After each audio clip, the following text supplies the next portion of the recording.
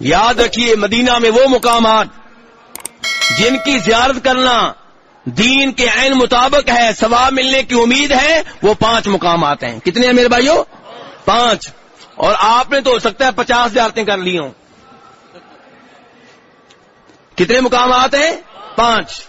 Number 1 Masjid Nabawi, جس کے بارے میں آپ علیہ الصلوۃ والسلام فرماتے ہیں کہ میری اس مسجد کی ایک نماز دیگر مساجد کی 1000 نمازوں سے بہتر ہے. کتنی نمازوں سے؟ میں 50,000 نہیں کہہ رہا، کیا کہہ رہا ہوں؟ 1000 کہہ رہا ہوں. اور آپ کیا سن کے آئے ہیں؟ 50,000. 70 والے بھی ہیں میرے بھائی. دیکھیے دونوں روایتیں موجود ہیں، 1000 والی بھی 50,000 والی بھی. 1000 والی بخاری شریف میں آتی ہے. کہاں آتی ہے؟ اور وہ سب سے اوپر لکھی ہوئی ہے، وہ دیکھیے وہ لکھی ہوئی. یہ 1000 والی روایت ہے. 50,000 والی روایت جو ہے بخاری شریف میں نہیں آتی. اور آپ جانتے ہیں بخاری شریف کی سب احادیث شک و شبہ سے بالاتر ہیں. وہ ابن ماجہ میں آتی ہے 50,000 والی. اور ابن ماجہ بھی حدیث کی بہت عمدہ کتاب ہے میرے بھائیوں. اس میں اکثر احادیث صحیح ہیں، لیکن کہیں کہیں پہ ضعیف روایتیں بھی آ گئی ہیں. اور یہ روایت جو 50,000 والی ہے، اگر پوری آپ سنیں گے تو آپ بھی مان جائیں گے واقعی ضعیف ہے. مجھے بتائیے ذرا، آپ بتائیے، مسجد نبوی میں آپ نے سن رکھا ہے جی 50,000، اور مسجد اقصی میں جی کتنا؟ 25,000. اور یہ جو روایت ہے مسجد نبوی کی 50,000 والی، اس میں تو آیا کہ مسجد اقصی کا بھی 50,000 ہے. اگر اس روایت کو ماننا ہے تو پورا مانیں. جبکہ اس روایت کے راویوں میں ایک آدمی ہے جو نامعلوم قسم کا ہے. دیکھیں میرے بھائیوں، جب بھی کوئی محدث، امام بخاری ہو، امام مسلم ہو، امام ابو داؤد ہو، ترمذی ہو، ابن ماجہ ہو، جب اپنی کتاب میں کوئی حدیث لے کر آتے ہیں، ہر حدیث سے پہلے ان کو بتانا پڑتا ہے کہ یہ حدیث میں نے کہاں سے لی ہے. امام بخاری نبی علیہ السلام کے زمانے میں موجود تھے؟ بعد میں آئے ہیں. مسلم موجود تھے؟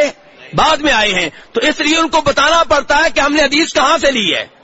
اگر پورا حوالہ نہیں دیں گے، امام بخاری کہہ دیں یہ حدیث ہے، یہ نہ بتائیں کہاں سے لی ہے، ہم نہیں مانیں گے.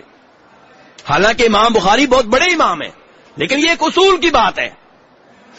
تو امام بخاری کو ہر حدیث سے پہلے بتانا پڑتا ہے کہ میں نے یہ حدیث اپنے فلاں استاد سے لی تھی، انہوں نے اپنے اس استاد سے لی تھی، اس نے اس سے لی تھی، اس نے اس صحابی سے لی تھی، اس نے اللہ کے رسول علیہ السلام سے لی تھی.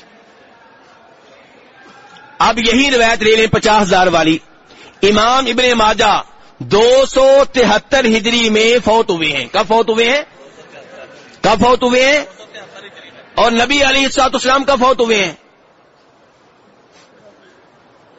سن 11 کو. مسلمانوں کیا ہو گیا ہے؟ کب فوت ہوئے ہیں؟ تو کتنا فاصلہ ہے ابن ماجہ اور نبی علیہ السلام کے درمیان؟ جی 260 سالوں سے زیادہ کا ہے. اب امام ابن ماجہ بیٹھے بیٹھے کہہ دیں کہ یہ حدیث ہے، ہم ایسے نہیں مانیں گے. امام ابن ماجہ کی کتاب آپ کھول کر دیکھیں، ہر حدیث سے پہلے ان کو بتانا پڑتا ہے کہ میں نے حدیث کہاں سے لی ہے. اب یہ 50,000 والی روایت جب آئی تو وہ کہتے ہیں کہ میں نے یہ حدیث لی اپنے استاد ہشام بن عمار سے. کس سے لی؟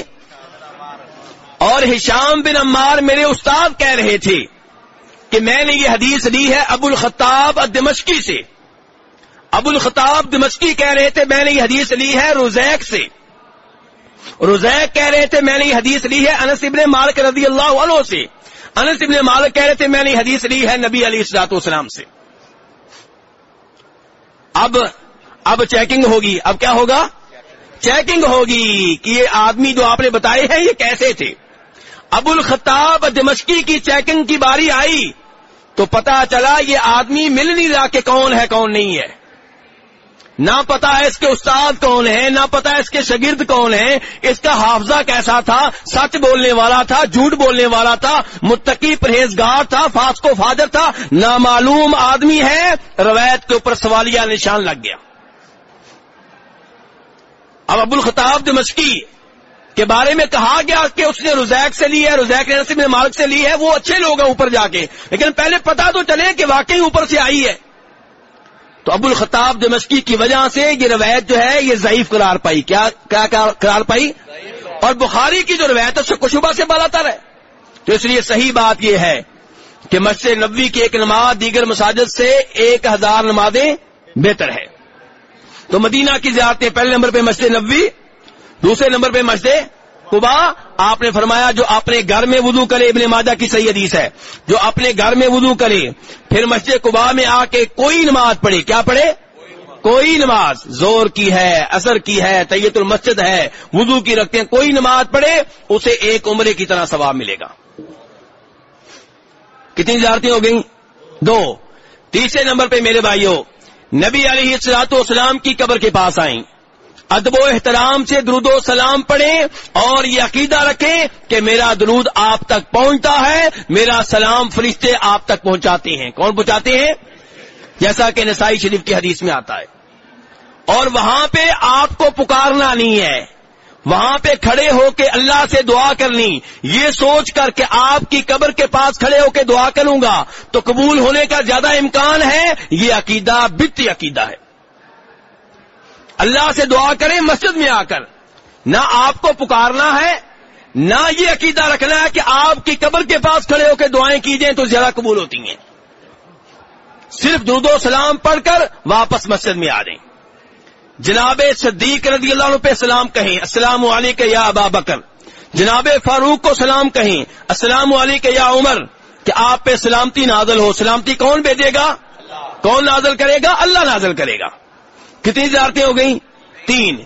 چوتھے نمبر پہ بقی قبرستان میں آئیں. کون سا قبرستان؟ جسے آپ لوگ کیا کہتے ہیں؟ جنت البقی. آپ بھی سچے ہیں، آپ بھی سچے ہیں. آپ کہتے ہوں گے کہ جب پاک پتن کا دروازہ بہشتی دروازہ ہو سکتا ہے تو یہ کیوں نہیں؟ میرے بھائی، قرآن پاک کی کسی ایسے نبی علیہ الصلوۃ والسلام کی کسی صحیح حدیث سے ثابت نہیں ہے کہ یہ قبرستان جنتی قبرستان ہے. عقیدت کے نام پہ جو مرضی کرتے جائیں یہ آپ کی مرضی ہے، لیکن اللہ کو کل کیا جواب دیں گے؟ ہاں یہ قبرستان عظیم ہے، نبی علیہ الصلوۃ والسلام اس کی زیارت کے لیے جاتے تھے، وہاں بہت سے صحابہ کرام مدفون ہیں، لیکن یہ دعویٰ کرنا کہ جنتی ہے وہ جنت ہے اس کی کوئی دلیل نہیں ہے. اس لیے صحابہ کرام اس قبرستان کو کیا کہتے تھے؟ بقی قبرستان. کیا کہتے تھے؟ یا کہتے تھے بقی الغرقد. بس تو یہاں پہ آئیں اور آپ کی سنت پہ عمل کرتے ہوئے قبرستان میں داخل ہونے کی دعا پڑھیں اور جو وہاں پہ مدفون ہیں ان کے لیے دعا کریں. کیا کرنا ہے؟ ان سے نہیں، ان کے لیے دعا کریں اور وہاں پہ کھڑے ہو کے تنہائی میں سوچیں، تصور کریں کہ اگر یہ لوگ موت سے نہیں بچ سکے تو میں کیسے بچ سکتا ہوں. قبرستان میں آنے کا یہ مقصد بتایا ہے نبی علیہ الصلوۃ والسلام نے کہ قبروں کی زیارت کیا کرو، یہ تمہیں موت یاد دلاتی ہیں، آخرت یاد دلاتی ہیں.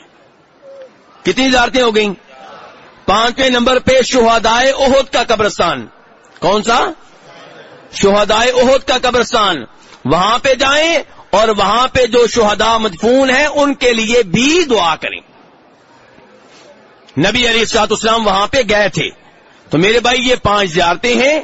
ان کے علاوہ اگر آپ مسجد قبلتین دیکھنے جاتے ہیں یہ سوچ کر کہ وہاں پہ ایک تاریخی واقعہ ہوا تھا، صحابہ کرام نماز پڑھ رہے تھے، مقتدی بھی صحابہ کرام تھے، امام بھی صحابی تھا، نبی علیہ الصلوۃ والسلام نہیں تھے. نماز کے دوران ان کو بتایا گیا کہ قبلہ تبدیل ہو گیا ہے، وہ نماز میں گھوم گئے، قبلہ تبدیل کر لیا. آپ دیکھنے جا رہے کون سی جگہ تھی؟